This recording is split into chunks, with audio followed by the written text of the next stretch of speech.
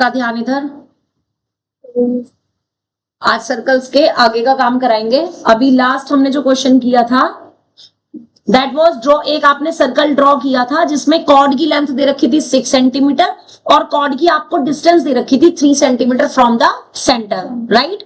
फिर हमने एक और किया था, हमने एक क्वेश्चन पूछा था कि from 2 given points how many circles can be passes through and also draw the smallest circle such that the distance between 2 points हमने आपको दे रखी थी लाइक 5 सेंटीमीटर या कुछ भी, तो उसमें आपने उसका परपेंडिकुलर बाइसेक्टर लिया था और सर्कल ड्रॉ कर दिया था, राइट। आज हम उसमें आगे करेंगे शो दैट, अगला क्वेश्चन है that is the question number 14, show that, page number 115, the rectangle is the only parallelogram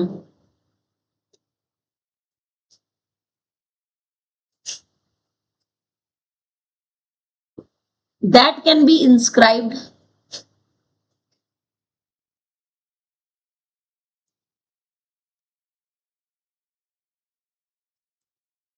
in a circle।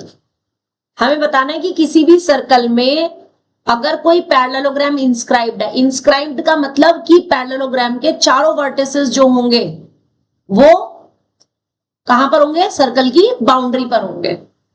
बिल्कुल, एक पहले आपने सर्कल बनाना है। अब बनाने को तो तुम इसके अंदर बनाओगे पैरेललोग्राम, बट वो ऑटोमेटिकली बनेगा तुम्हारा रेक्टेंगल ही, कुछ और नहीं बनेगा, वो रेक्टेंगल ही बनेगा, इससे ज्यादा कुछ नहीं बनेगा।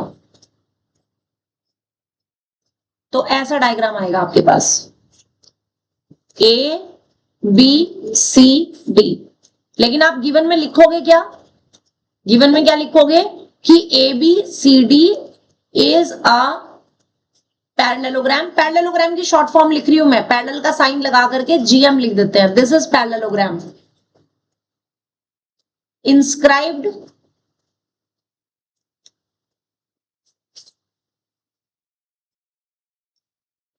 in a circle with center O,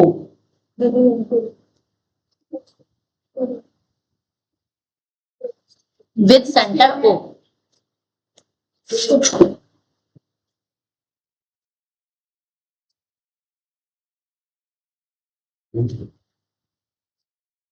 दे दो जिपिन।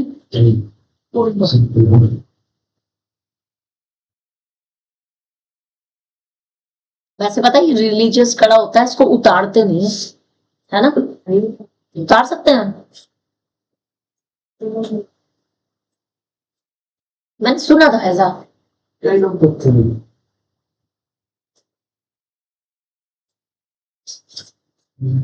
स्क्वायर बनेगा, स्क्वायर तो बिल्कुल भी नहीं बनेगा, मेरा मन है, क्योंकि आपने ना दोनों साइड्स इक्वल लिया है, लेंथ भी और विड्थ भी। अब जरा ध्यान से देखना, मुझे प्रूव क्या करना है कि ये जो पैरेललोग्राम एबीसीडी है इज अ रेक्टेंगल। फिर पॉइंट सर्कल के उस पे ही टच करेंगे, बिल्कुल करेंगे, 110%। मेरे नहीं कर रहे, बताओ, मेरे नहीं कर रहे। तुमने पता क्या किया, तुमने ना ए बी और सी डी की साइड इक्वल ले ली, तुमने एक्चुअल में ए बी को थोड़ा ज्यादा ऊपर ले लिया, उसको थोड़ा नीचे लो, सेंटर के जितना पास लोगे उतना ही तुम्हारा प्रॉपर रेक्टेंगल बन जाएगा। डायग्राम दोबारा बना लो।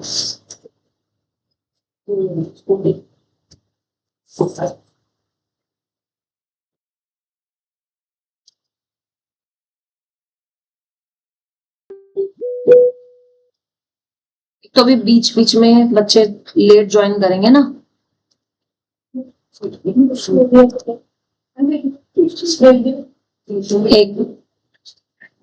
एक मिनट को ज्वाइन करने के लिए आ रही है ना रिक्वेस्ट। डायग्राम बना लो बेटे पहले।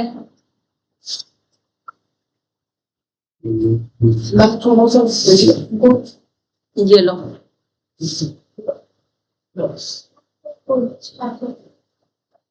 कर दी।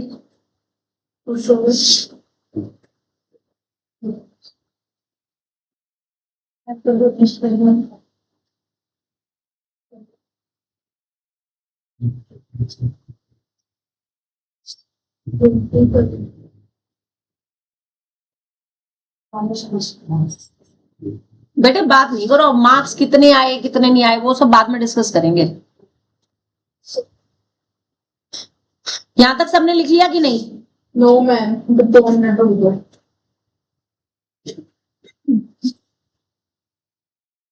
तो चार किस चीज की वेट हो रही है? ये लिख लिया, गिवन टू प्रूव। ठीक है, अच्छा जी रुक गए।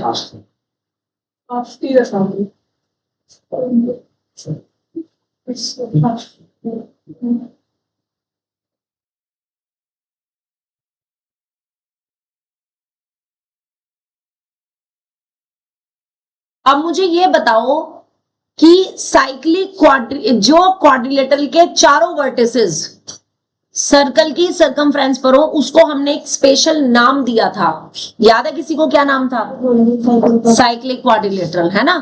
तो क्या लिखेंगे यहाँ पे? एज प्रूफ में क्या लिखेंगे कि as ABCD is inscribed in a circle। इसका मतलब ABCD जो है इज साइक्लिक क्वाड्रिलेटरल। जिस क्वाड्रिलेटरल के चारों वर्टिसेस सर्कल की सरकमफ्रेंस पर यानी बाउंड्री पर लाई करते हैं, उस पर्टिकुलर क्वाड्रिलेटरल को हम क्या नाम देते हैं? साइक्लिक। और साइक्लिक क्वाड्रिलेटरल की एक प्रॉपर्टी होती है क्या? कि उसके अपोजिट एंगल्स का सम जो होता है वो कैसा होता है? अच्छा, इज 180 डिग्री होता है। इसका मतलब एंगल A और एंगल C का जो सम होगा वो कैसा होगा? 180 डिग्री। सिमिलरली एंगल B और एंगल D का जो सम होगा वो कैसा होगा? 180 डिग्री। होगा या नहीं? क्यों? क्योंकि एंगल A का अपोजिट एंगल कौन सा है? Angle C। और एंगल D और B कैसे हैं आपस में? अपोजिट एंगल है। इतनी बात समझ आ गई? इस पूरे को आपने इक्वेशन नंबर 1 डाल देना है। और अब जरा ध्यान दो, आपको ABCD क्या दिया हुआ था? पैरेललोग्राम दिया हुआ था। और पैरेललोग्राम की अपोजिट एंगल्स कैसे होते हैं? इक्वल होते हैं। तो क्या लिखेंगे कि एज ABCD इज पैरेललोग्राम, इसका मतलब जो अपोजिट एंगल्स होंगे वो कैसे होंगे? इक्वल होंगे। यानी कि एंगल A किसके इक्वल होगा? एंगल C के। और एंगल B जो है वो किसके इक्वल होगा? एंगल D के। इसको मैंने डाल दी सेकंड इक्वेशन। अब जो दो एंगल आपस में इक्वल है उन्हीं का सम 180 है। इसका मतलब ईच एंगल कैसा हो जाएगा? 90 डिग्री हो जाएगा। हो जाएगा। तो इसका मतलब हो गया फ्रॉम 1 and 2 implies that कि angle A is equals to angle B is equals to angle C is equals to angle D is equals to 90 degree each। और किसी भी पैरेललोग्राम में अगर हर एक एंगल 90 डिग्री हो जाए तो वो क्या बन जाता है? रेक्टेंगल। तो this implies that ABCD is a rectangle. ये 2 मार्क में आती है थ्योरम। हो गया कंप्लीट। अब 2 मार्क में मार्क कैसे मिलते हैं? जिसका यहां तक इक्वेशन 1 तक करेक्ट है उसको 1 मार्क मिलता है, और जिसका पूरा नीचे तक करेक्ट है उसको 1 मार्क और मिल जाता है। 2 ही कंसेप्ट लग रहे हैं यहाँ पे। कौन कौन से 2 कंसेप्ट लग रहे हैं? एक तो लग रहा है साइक्लिक क्वाड्रिलेटरल का, कि साइक्लिक क्वाड्रिलेटरल में सम ऑफ अपोजिट एंगल कैसा होता है? 180 डिग्री। और दूसरा क्या लग रहा है कि पैरेललोग्राम का। पैरेललोग्राम में अपोजिट एंगल्स कैसे होते हैं? इक्वल। तो ये 2 कंसेप्ट लग रहे हैं और दोनों कंसेप्ट के हिसाब से ही उन्होंने 2 नंबर का ये थ्योरम रखी हुई है। बात समझ आ गई अच्छे से कि नहीं?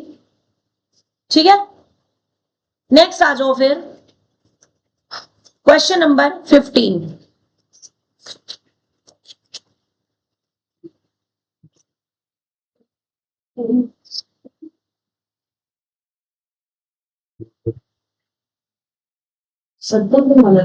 हाँ जी हाँ जी।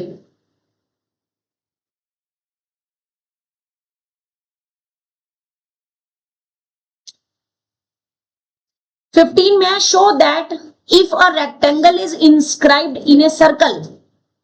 अब वो कह रहा है कि अगर सर्कल में रेक्टेंगल ही इंस्क्राइब्ड हो, इससे पहले वाले क्वेश्चन में कौन इंस्क्राइब्ड था? पैरेललोग्राम इंस्क्राइब्ड था। अब कौन इंस्क्राइब्ड है? रेक्टेंगल। तो डायग्राम तो तुम्हारा बनेगा सेम, यही वाला सेम डायग्राम बनेगा, जो डायग्राम मैंने बनाया है वही सेम बनेगा, बस गिवन में हम पैरेललोग्राम की जगह क्या वर्ड लिखेंगे? रेक्टेंगल लिखेंगे, ठीक है।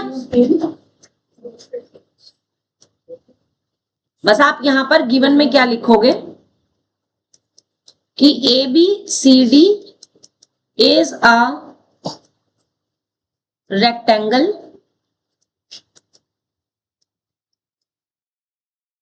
inscribed in a circle, inscribed in a circle। अभी कह रहे हैं then the point of intersection of its diagonals, यानी आपको इसमें डायगोनल्स भी ड्रॉ करनी है। डायगोनल कैसे ड्रॉ करते हैं? अपोजिट वर्टिसेस को ज्वाइन करके, राइट।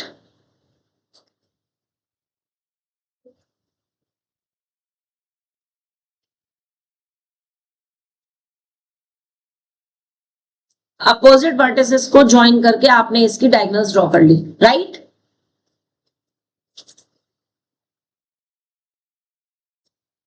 तो प्रूफ क्या करना है? To prove the point of intersection of its diagonals must lie at the centre of circle. आपको लाई करना है कि पॉइंट ऑफ इंटरसेक्शन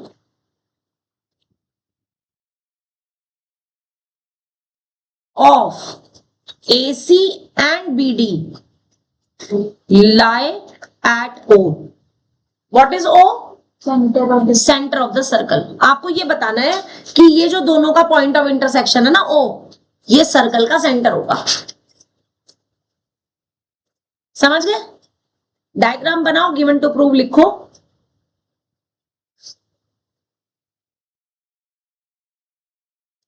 और अब जरा इसका प्रूफ समझो।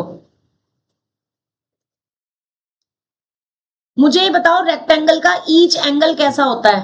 90 डिग्री। 90 डिग्री होता है। ये अभी प्रूव नहीं किया था, ये हमें वैसे भी पता है कि रेक्टेंगल का ईच एंगल कैसा होता है? 90। और एक थ्योरम मैंने आपको बताई थी कि जो सेमी सर्कल में डायमीटर एंगल बनाती है वो भी कैसा होता है? 90 डिग्री होता है। तो अगर ये एंगल 90 डिग्री है तो इसका मतलब ये जो होगी वो डायमीटर होगी। यस।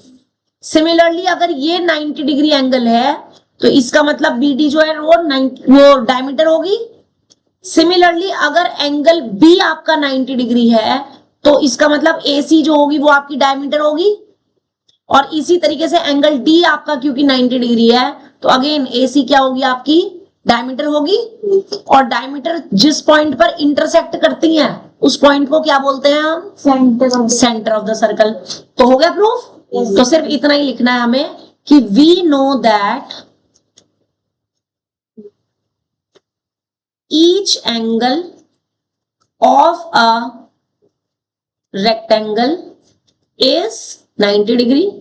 इसका मतलब जितने भी ये चारों एंगल हैं वो चारों के चारों कैसे होंगे? 90 डिग्री के होंगे। Also we know that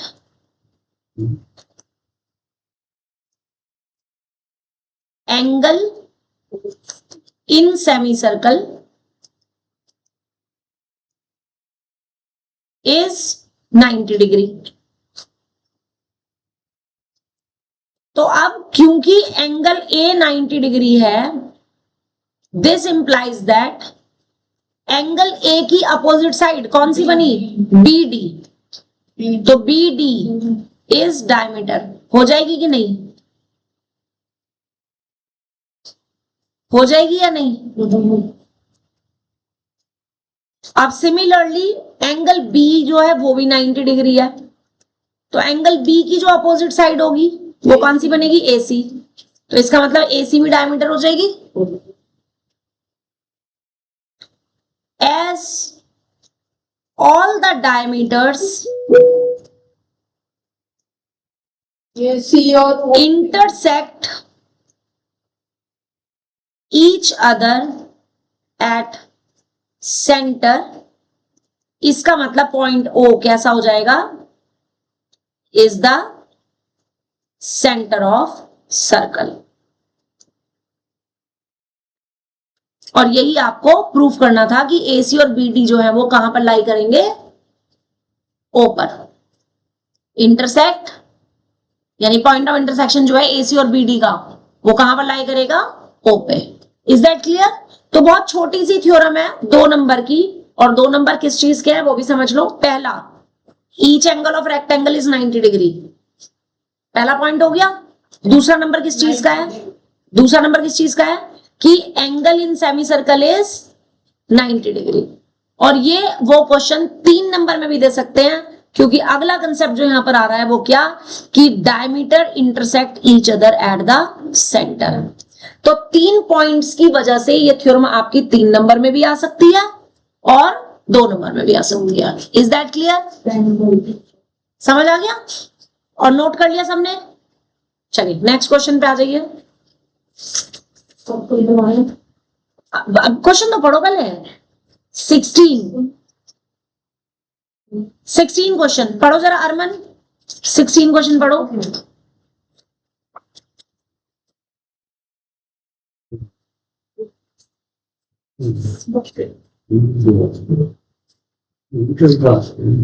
sixteen वाला प्रूविंग का नहीं है, सिंपल है आपका। हाँ, in a circle with centre, नहीं, consider all the chords of a circle of fixed length. वो कह रहे हैं फिक्स लेंथ की आपने कॉर्ड लेनी है एक सर्कल में, और उनके हर एक कॉर्ड के मिड पॉइंट से कौन सा आपकी शेप बनेगी वो पूछ रहा है। अब जरा इसको समझना ध्यान से, क्योंकि ये ना आपका क्वेश्चन प्रूविंग में नहीं, सिर्फ 1 मार्क में आएगा या असर्शन रीजन में आएगा, ठीक है। ये एक सर्कल ले लिया हमने, अब मैं इसके अंदर ना इक्वल लेंथ के लाइन सेगमेंट्स ले रही हूं। सपोज मैंने एक ये लेंथ ले लिया लाइन सेगमेंट,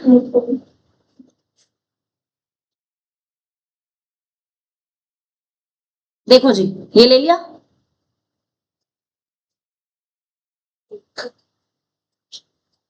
बेटे बात मत करो,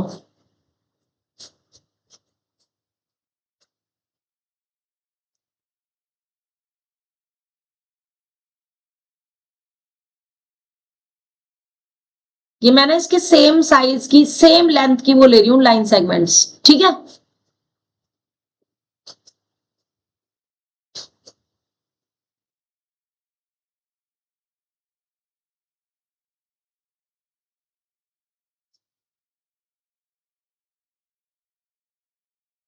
और मैं 3-4 ही लूंगी, ज्यादा नहीं लूंगी। इसी तरीके से और भी बहुत सारी आएंगी।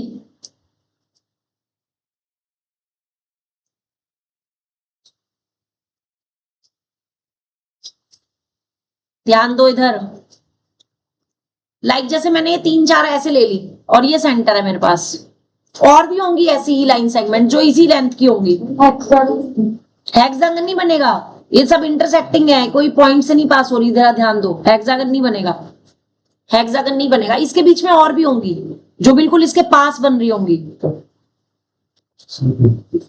ये मैंने तो दूर दूर बनाई है, लाइक मैंने एक जो कॉर्ड बनाई है ना वो A B यहां बनाई है, तो अगली C और D यहां बनाई है, उससे अगली E और F, उससे अगली G और H।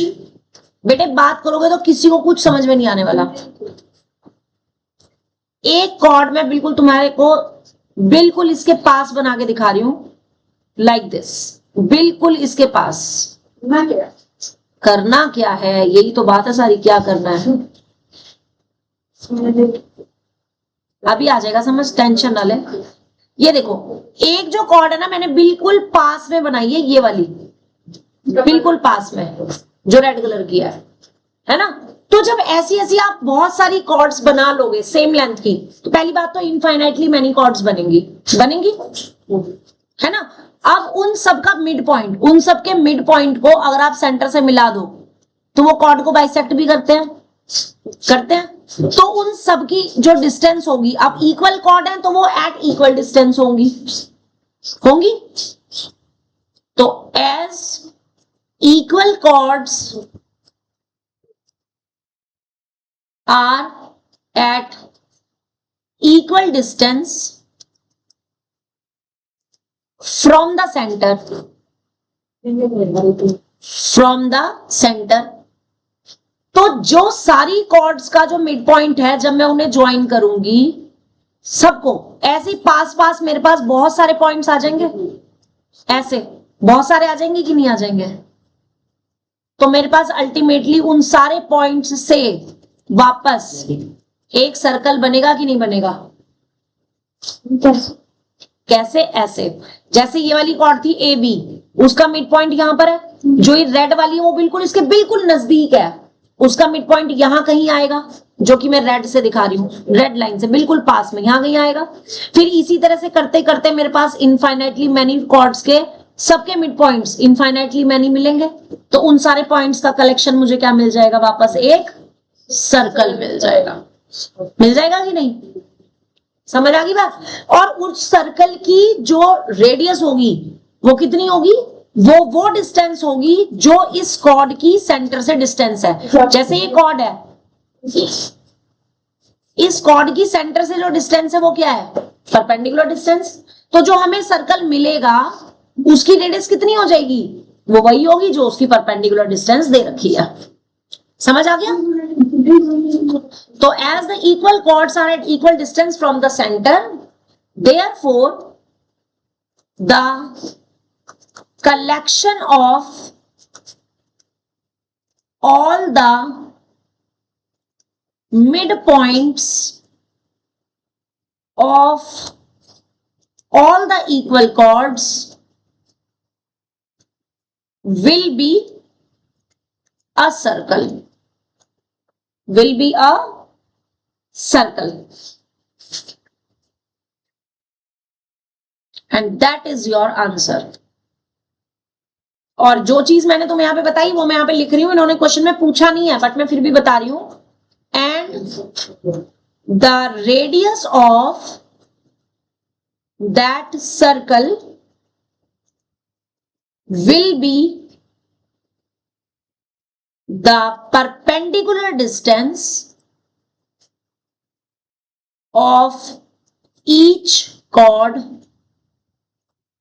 From the centre.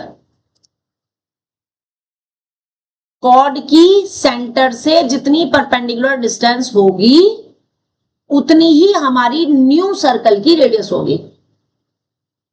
अब इस पर बेस्ड क्वेश्चन देखो वो कैसे दे सकते हैं, क्योंकि आपके बेसिक्स क्लियर होने चाहिए मेन। अगर वो कहे कि in a circle of radius 5 centimeter we draw infinitely many chords, each of length 6 centimeter. ठीक है? And join the midpoints, join the midpoints of all the chords, यानी एक ही सर्कल में हमने सेम लेंथ की बहुत सारी कॉर्ड ड्रॉ करी और सबके मिड पॉइंट को ज्वाइन किया, सबके मिड पॉइंट को ज्वाइन किया। Then what will be the shape, then what will be the shape we get, हमें क्या मिलेगी, क्या शेप मिलेगी, and what will be its radius. जो शेप मिलेगी वो शेप हमें क्या मिलेगी? सर्कल मिलेगी। तो इसका आंसर क्या मिलेगा? कि answer we get a circle, और उसकी रेडियस कितनी होगी, and its radius will be is equals to, अब वो रेडियस कैसे निकलेगी, हाँ वो ध्यान से समझना, एक ही सर्कल में जो कॉर्ड थी उस कॉर्ड की लेंथ कितनी दे रखी थी आपको, 6 सेंटीमीटर दे रखी थी, ठीक है। और सेंटर से अगर मैं इस पे परपेंडिकुलर डाल दूं तो परपेंडिकुलर इसको बाइसेक्ट करेगा, यानी अगर ये टोटल लेंथ 6 है तो 3 इधर हो जाएगी, 3 इधर हो जाएगी कि नहीं। बस और सर्कल की रेडियस आपको कितनी दे रखी है, 5 दे रखी है। तो रेडियस निकालने के लिए क्या करेंगे, पहले तो as OC is perpendicular to AB and by a theorem 4 we know that, बेटा इसको रिप्रेजेंट करना है ना, we know that perpendicular from centre to the chord bisect the chord, centre from perpendicular from centre to the chord bisect the chord. इसका मतलब OC क्योंकि AB पे perpendicular है, इसका मतलब AC और BC आपस में कैसे होंगे, इक्वल होंगे, and that will be equal to half of AB, यानी ईच पार्ट किसके इक्वल हो जाएगा, 3 सेंटीमीटर के हो जाएगा। और OB कितना दे रखा है आपको, 5 centimetre. Therefore by Pythagoras theorem in triangle OCB में हम OC निकाल सकते हैं,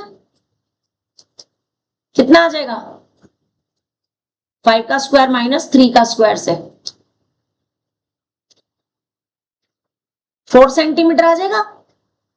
और अभी हमने ऊपर क्वेश्चन में क्या पढ़ा कि जो हमें सर्कल मिलता है उसकी रेडियस कितनी होती है, उतनी ही होती है जितनी आपकी कॉर्ड की परपेंडिकुलर डिस्टेंस है सेंटर से, और कितनी आ गई है वो डिस्टेंस हमारे पास, 4 सेंटीमीटर।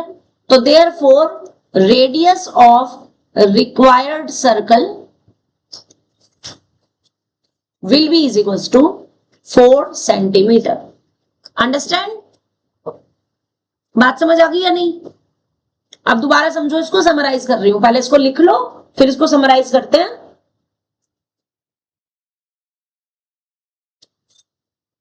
क्वेश्चन को एक बार दोबारा समझा दूंगी ना ताकि अच्छे से समझ आ जाए, लिख लो पहले इसको।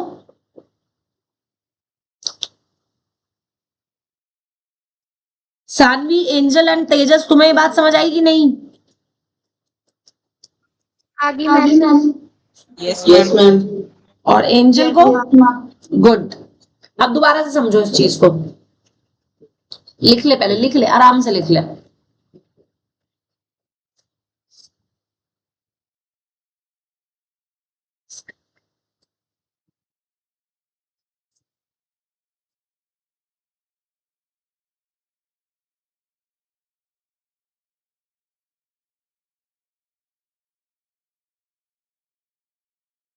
बताओ,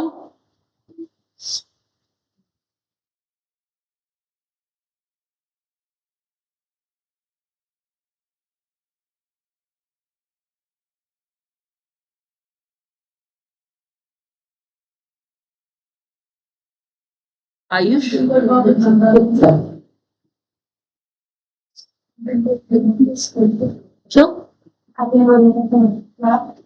बात नहीं, कुछ नहीं। हाँ जी, लिख लिया सबने, यहां तक सबने लिख लिया कि नहीं, जल्दी बताओ। बड़ी स्पीड का, मैं तुम्हारी लिखने की क्या चक्कर है भाई।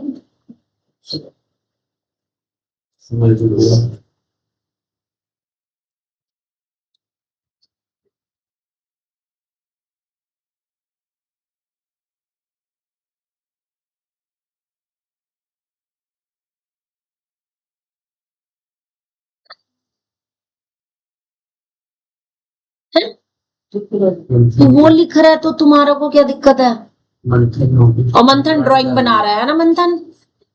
चलिए अब सबने लिख लिया, अब समझ लो इस चीज को, एक बार दोबारा से समझ लो। 16th क्वेश्चन में ये कह रहा है कि अगर आपके पास कोई सर्कल हो, ठीक है, अब वो कह रहा है इस सर्कल में ना आपको सेम लेंथ की जितनी भी कॉर्ड्स हैं वो सारी ड्रॉ करनी है। तो पहले तो ये बताओ कि सेम लेंथ की कितनी कॉर्ड ड्रॉ कर सकते हो, इनफाइनाइटली मैनी। और वो कैसे बनेंगी, ऐसे बनेगी, देखो एक कॉर्ड ये बन गई, उसके बाद अगली यहाँ पे, उसके बाद अगली यहाँ पे, फिर यहाँ पे, ये पास पास बनती चली जाएंगी। बनेंगी कि नहीं? इस तरह से बनेंगी। अब मुझे ये बताओ कि उसके बीच में आपको क्या शक्ल दिखाई दे रही है, कौन सी शेप दिखाई दे रही है यहाँ पे बीच में? वापस एक सर्कल दिखाई दे रहा है कि नहीं? सो दैट्स वाई अगर हम इक्वल कॉर्ड्स के मिड पॉइंट्स को ज्वाइन कर दें तो वापस मुझे कौन सी शेप मिलेगी? सर्कल मिलेगा। बेटे किसी का माइक्रोफोन ऑन है, ऑफ करो।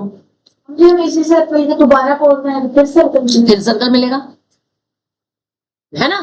तो अब जो सर्कल मुझे मिलेगा उसकी रेडियस कितनी होगी? क्योंकि वो सर्कल मुझे किस वजह से मिल रहा है? मिड पॉइंट्स को ज्वाइन करके मिल रहा है कि नहीं? और किसी भी कॉर्ड के मिड पॉइंट को सेंटर से मिलाने वाली लाइन वो क्या होती है? परपेंडिकुलर डिस्टेंस होती है। इतनी बात समझ आ गई? तो इस पर बेस्ड वो 1 मार्क का एमसीक्यूज भी दे सकते हैं, वो असर्शन रीजन भी दे सकते हैं। अंडरस्टैंड? अच्छे समझ आ गया? चलिए नेक्स्ट आ जाओ अब 17th क्वेश्चन पे। In a circle with centre O, chord AB and AC are congruent. Congruent chord का मतलब होता है उनकी लेंथ सेम है। AB and AC are congruent chord मतलब उनका जो लेंथ है वो सेम है। दो लाइन सेगमेंट कॉन्ग्रुएंट कब होते हैं? जब उनकी लेंथ सेम होगी। ठीक है, जैसे एक आपको ये दे दिया AB, एक दे दिया ये CD, तो ये कॉन्ग्रुएंट कब होंगे? जब आप इनको ओवरलैप करो और आपको सेम लाइन, तो दो लाइन सेगमेंट कब कॉन्ग्रुएंट होंगे? जब उनकी लेंथ सेम होगी। ठीक है, explain why this statement is true. The centre, इसको तो छोड़ दो, 17 को क्रॉस कर दो क्वेश्चन को, और 18th क्वेश्चन करो। 18th क्वेश्चन अब ऐसा क्वेश्चन आ गया जिसमें आपको फाइंड करना है। नहीं, अभी टाइम नहीं हुआ है, अभी टाइम नहीं हुआ है बेटा। एक सर्कल दे रखा है। इस क्वेश्चन में आपको दिया है, क्वेश्चन नंबर 18 में, 2 parallel chords of length 10 centimetre and 24 centimetre are on the same side of centre. यानी अगर ये सेंटर है तो इसके सेम साइड में 2 पैरेलल कॉर्ड्स हैं, एक बड़ी है और एक छोटी है। एक कॉर्ड बड़ी है और एक छोटी है, ये 2 कॉर्ड्स हैं।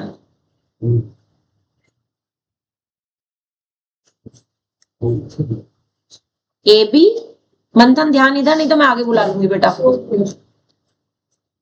AB and CD are 2 parallel chords. ये जो साइन मैंने बनाया ना, ये साइन किसके लिए होता है? पैरेलल के लिए होता है। पैरेलल का साइन होता है 11, परपेंडिकुलर का साइन होता है उल्टा T। अंडरस्टैंड? तो ये पैरेलल कॉर्ड्स हैं जिसमें जो बड़े वाली कॉर्ड है उसकी लेंथ आपको दे रखी है 24 सेंटीमीटर, जो छोटे वाली कॉर्ड है उसकी लेंथ आपको दे रखी है 10 सेंटीमीटर। अरमन अभी 1 सेकंड और, अगर तुम शांत नहीं हुए। मंथन ने कुछ नहीं बोला, उससे पूछ लो कुछ क्या मंथन तू आगे आजा बेटे, आजा बेटा आगे आजा तू। इनके पास बैठ में, फिर अगर ये हंसेंगे ना फिर इनको मैंने बाहर भेज देना। ठीक है, आजा मंथन, आजा आगे आ जाओ, कहीं पे भी बैठ जाओ। अब आपने इसमें क्या करना है कि एक कंस्ट्रक्शन करनी है।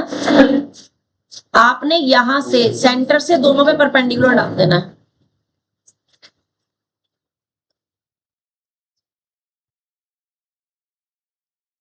कंस्ट्रक्शन आपने क्या की, O से परपेंडिकुलर डाल दिया, OP इसके जैसा किया हुआ है। वो रेडियस फाइंड करना है। हाँ जी हाँ जी हाँ जी, वैसा ही क्वेश्चन है तभी करवा रही हूँ। CD पे, ठीक है। और फाइंड क्या करना है आपको? The distance between the chords is 7 centimetre, ये आपको दे रखा है। PQ आपको 7 दे रखा है। PQ is equal to 7 centimetre. Question कह रहा है कि पैरेलल जो कॉर्ड्स हैं, the distance between these chords is 7 centimetre, यानी कि PQ जो डिस्टेंस है वो 7 दे रखा है। ठीक है, और फाइंड आपको क्या करना है? To find radius. रेडियस आपको फाइंड करनी है, तो आपने एक और कंस्ट्रक्शन करनी है, O को B से भी ज्वाइन करना है और O को D से भी ज्वाइन करना है। ठीक है, अब रेडियस को क्या नाम देंगे, R, और जो ये O से लेके P तक की डिस्टेंस है इसको मैंने X लेट कर लिया कि let OP is equal to X, और जो OB और OD है वो दोनों की दोनों क्योंकि रेडियस है उन दोनों को हमने R लेट कर लिया।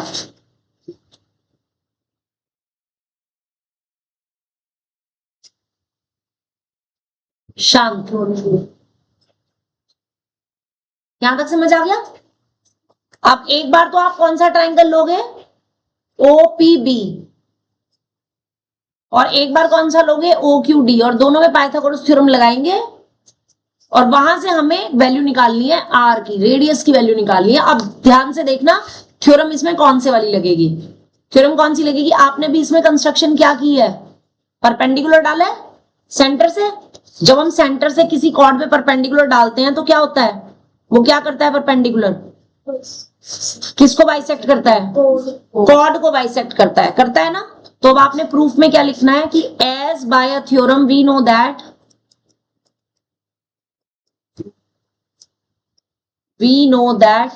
perpendicular drawn from the center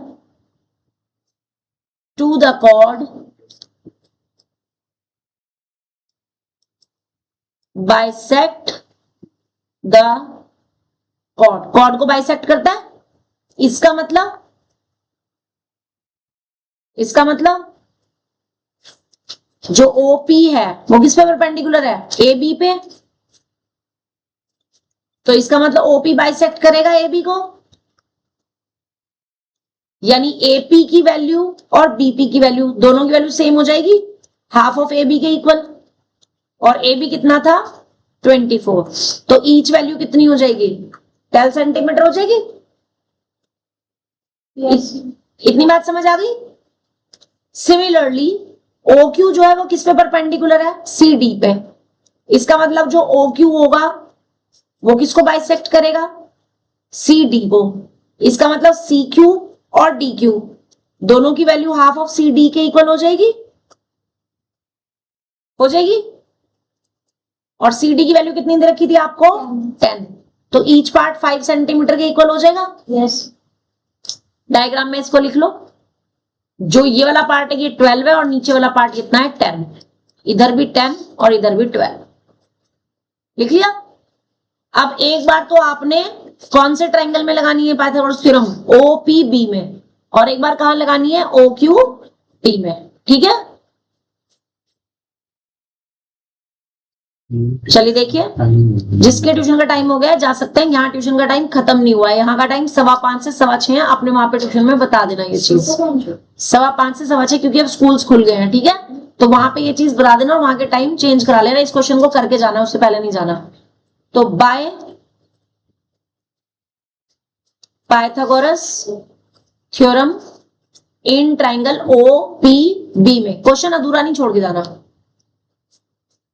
hypotenuse क्या है, OB, परपेंडिकुलर OP, और बेस है आपका PB। वैल्यू रखो, OB की जगह R², OP की जगह X², PB की जगह 12 का स्क्वायर, क्योंकि ये 12 था हमारे पास और ये कितना था, 5 था। इसको हमने इक्वेशन 1 डाल दिया। अब उसके बाद जब मैं सेम थ्योरम नीचे वाले ट्राइंगल में यानी कि OQD में लगाऊंगी तो मेरे पास आ जाएगा R² is equals to OQ का स्क्वायर और प्लस QD का स्क्वायर। अब OQ की वैल्यू कितनी है, X + 7, और QD की वैल्यू कितनी है, 5, राइट। तो आप इसमें जब आइडेंटिटी लगाओगे होल स्क्वायर में तो आपके पास क्या बनेगा, x² + 7 का square which is 49 plus 2 × x × 7 यानी कि 14x एंड प्लस 5 का स्क्वायर कितना होता है, 25, बनेगा इतना।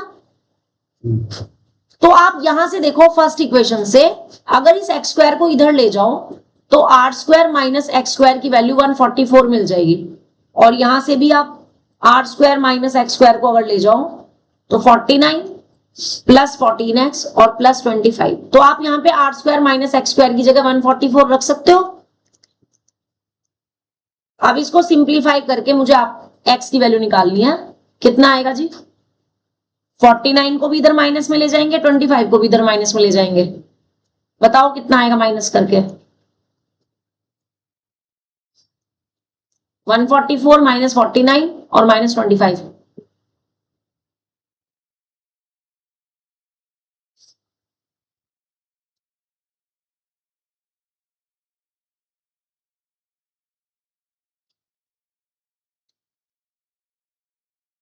कितना आ रहा है?